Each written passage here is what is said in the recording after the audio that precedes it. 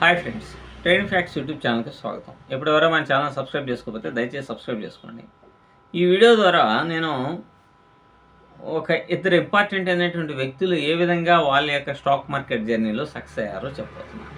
అయితే ఇది నాకు ఎవరో ఫోన్ చేసి చెప్పింది కాదు, లేకపోతే ఇది కాదు. ఈ మధ్య చెప్పినటువంటి మోహన్ గారు అయితే ఫోన్ చేసి ఆయన ఒక కథను చెప్పారు. కానీ ఇప్పుడు చెప్పబోయేటువంటి రవి, జ్యోతి వీళ్ళిద్దరూ ఒక క్వెరా లాంటి సోషల్ ప్లాట్ఫామ్లో నేను చదివినటువంటివి. అయితే డిఫరెంట్ స్టోరీస్ని ఆ రెండింటిని మింగిల్ చేసి నేను మీకు చెప్పడం అనేటువంటిది జరుగుతుంది.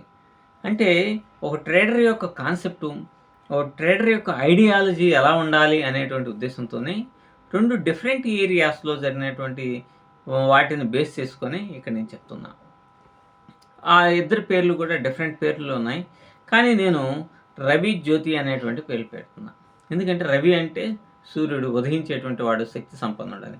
జ్యోతి అంటే వెలుగు, బోత్ ఆర్ సేమ్. కాబట్టి రవి, జ్యోతి అని ఫెమిలియర్ నేమ్స్ పెట్టాను. రియాలిటీలో నార్త్ ఇండియాకి సంబంధించినటువంటి వాళ్ళ పేర్లు అనమాట. ఇక రవి అనేటువంటి అతను ట్రేడింగ్ చేయాలని విశ్వ ప్రయత్నం అనేటువంటిది చేస్తూ ఉంటాడు. కానీ తను ఒక స్ట్రాటజీని బిల్డప్ అనేటువంటిది చేసుకున్న దాన్ని పర్ఫెక్ట్గా ఇంప్లిమెంటేషన్ చేయలేకపోతున్నాడు. అతను అనుకున్న ప్రకారంగానే తను ఏమనుకున్నాడు, వాల్యూమ్ బిల్డప్ కావాలి, తను అనుకునేటువంటి క్యాండిల్ అప్ సైడ్ బ్రేక్ అనేటువంటిది కావాలి, అప్పుడు మాత్రమే తను ఎంట్రీ కావాలి అని చెప్పేసి అనుకున్నాడు.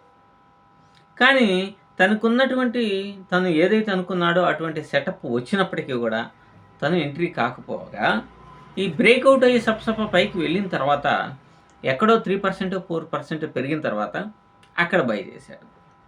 కానీ ఈ లోపల ఈ యొక్క ప్రాఫిట్ బుకర్స్ వచ్చేసి అక్కడి నుంచి ఆ ప్రైస్ నుంచి వాళ్ళ యొక్క పొజిషన్స్ స్క్వేర్ ఆఫ్ చేసుకోవడం వల్ల ప్రైస్ అనేటువంటిది కింద పడిపోతాం. తను బాగా హ్యూజ్గా లాస్ అవుతున్నాడు. అంటే ఇక్కడ అతనికి ఒక స్ట్రాటజీ అనేటువంటిది ఉంది. తనకి కొన్ని ఆ స్ట్రాటజీకి రూల్స్ అండ్ రెగ్యులేషన్స్ ఉన్నాయి.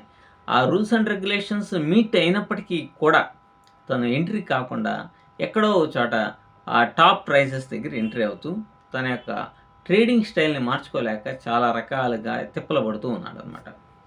Course at one moment he has changed entire his attitude towards the stock market and strategy. Success అనేటువంటిది అవుతున్నాడు. సరే, రెండో వ్యక్తిని చూస్తే జ్యోతి. ఈవిడ కూడా అగ్నిలాగా ప్రకాశవంతంగా ఉన్నట్టు, కానీ రోజు ట్రేడ్ అనేటువంటివి చేస్తుంది. రోజు ఓడిపోవటమే, ఈరోజు ఓడిపోవటమే, రేపు ఓడిపోవటం, ఎల్లుండి ఓడిపోవటమే. కానీ తను ఓడిపోయిన ప్రతిసారి తను చేసేటువంటి మిస్టేక్స్ని రీసెట్ చేసుకొని అలాగే తను అనుకునేటువంటి స్ట్రాటజీని ఇంకొంచెం ఫ్యాబ్రికేటెడ్గా ఇంప్రూవ్ చేసుకొని అడ్వాన్స్డ్గా నేర్చుకొని ప్రో ట్రేడర్గా మారటానికి గల అవకాశాలన్నింటినీ కూడా వాడుతుంది. అయినా మొదటి రోజు లాస్ అవుతుంది, రెండో రోజు లాస్ అవుతుంది, మూడో రోజు లాస్ అవుతుంది, 10 రోజు లాస్ అవుతుంది, 90 రోజు లాస్ అవుతుంది, 99 రోజులు లాస్ అవుతుంది. కానీ 100వ రోజున సక్సెస్ అనేటువంటిది అయింది. ఎప్పుడైతే 100వ రోజున సక్సెస్ అయిందో అప్పుడు తన యొక్క సెటప్ని తన మనసులోనే ఉంచుకొని జాగ్రత్తగా దాన్ని ఇంప్లిమెంటేషన్ ప్రతిరోజు చేస్తూ తర్వాత కంటిన్యూగా అద్భుతమైనటువంటి విజయాలు సాధించింది. కాబట్టి ఇక్కడ నేను చెప్పేది ఏంటంటే, ఈ రెండు క్యారెక్టర్స్ ద్వారా first think Ravi he has no the strategy, but ఇంప్లిమెంటేషన్కి వచ్చేసరికి తను పర్ఫెక్ట్గా ఎగ్జిక్యూట్ చేయలేకపోతున్నాడు. అంటే సైకాలజికల్ ఇంబ్యాలెన్సెస్ అనేటువంటిది అతని యొక్క మైండ్లో ఉన్నాయి. క్యాండిల్ స్టిక్స్లో ఇంబ్యాలెన్సెస్ కాదు, తన మైండ్లోనే ఇంబ్యాలెన్సెస్ అనేటువంటిది ఉండటం వల్లనే తను అనుకున్న విధంగా ట్రేడ్ని ఎగ్జిక్యూట్ చేయలేకపోతున్నాడు. కానీ జ్యోతి తను అనుకున్న విధంగా ఎగ్జిక్యూట్ చేస్తూ జరుగుతున్నటువంటి మిస్టేక్స్ నుంచి తన పాఠాలు నేర్చుకుంటూ వాటిని ఇంకొంచెం ఆ స్ట్రాటజీని ఇంకొంచెం బిల్డప్ చేసుకుని, అంటే అడ్వాన్స్డ్ మోడ్కి తీసుకుని వెళ్ళిపోతూ చాలా జాగ్రత్తగా నడిపిస్తూ ఉంది. ఈ నడిపించేటువంటి క్రమంలో వాళ్ళు ఖచ్చితంగా స్టాప్ లాస్ని, టార్గెట్స్ని మెయింటైన్ చేస్తూ ముందుకు సాగిపోవటం ద్వారా 99వ రోజున 100వ రోజున సక్సెస్ అనేటువంటిది వచ్చింది. అప్పుడు తను ఏర్పాటు చేసుకున్నటువంటి ఈ యొక్క స్ట్రాటజీ యొక్క స్టైల్ని, మోడిఫికేషన్స్ని అన్నింటినీ బేస్ చేసుకొని తర్వాత కాలంలో ట్రేడ్ చేస్తూ మొదలెట్టింది. ఈ 99 రోజులు జరిగినటువంటి నష్టాలని కేవలం 1 మంత్‌లోనే మొత్తం పూర్తి చేసిన తర్వాత ప్రాఫిట్‌లోకి వెళ్ళిపోయింది.